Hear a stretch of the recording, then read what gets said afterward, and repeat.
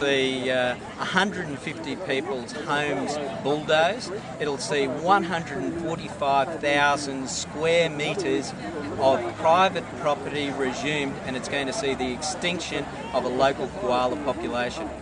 There's better alternatives, and we're just calling on the government to get in and do some of those things, like a bridge from Moggill to Wacol, which should cut trip times in half, cost 20% of the amount of money that they're talking about for this, and does not involve this massive impact on the local environment or on local residents. The reality is that koalas in South East Queensland, even by the Premier's own admission, are critically endangered.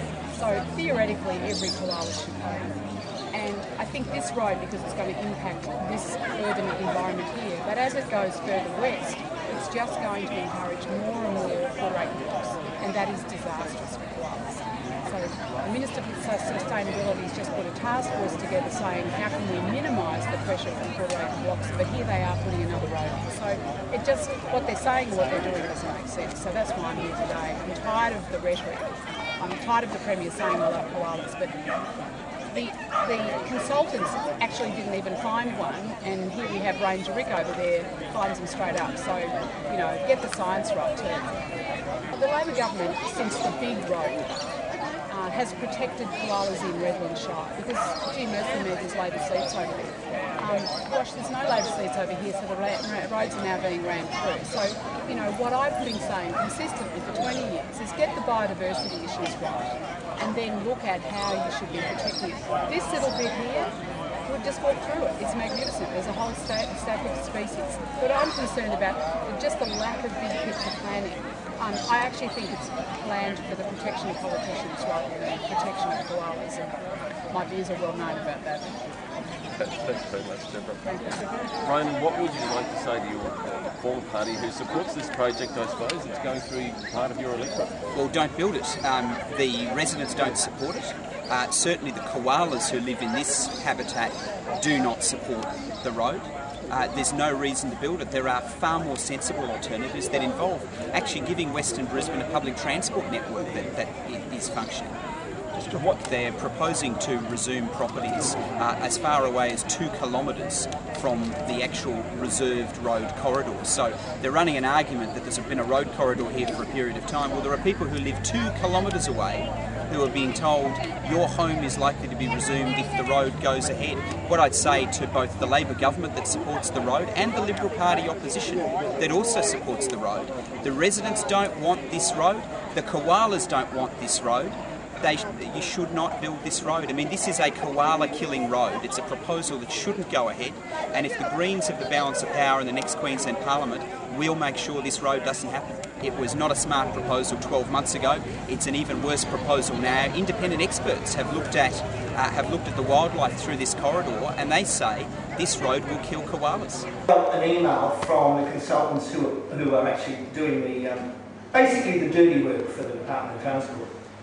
And this was really interesting because it says that they undertook a search of the EPA's database from 1980 to 2008, and it revealed no records of koalas in the corridor. Now, I don't know what they're talking about as a corridor. If they're talking about the 30 metres or so that we squeezed through, that section there, they may well be technically right.